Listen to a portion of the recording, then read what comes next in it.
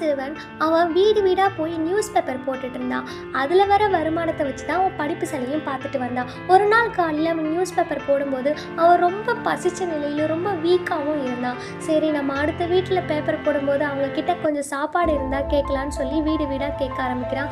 ஆனால் எல்லா வீட்லேயும் அவனுக்கு ஏமாற்றம் மட்டுமே கிடைக்குது.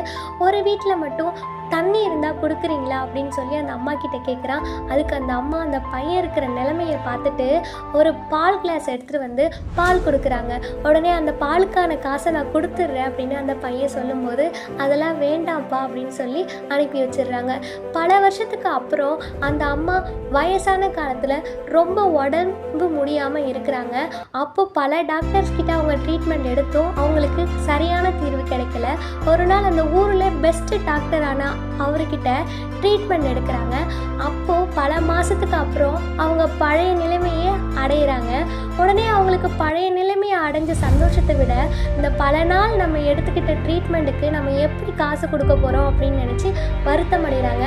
அப்போது அவங்க ஹாஸ்பிட்டல் பில்லை பார்க்கும்போது கட்டணம் முழுவதும் செலுத்தப்பட்டது பாலின் வடிவில் அப்படின்னு எழுதி வந்திருக்கு.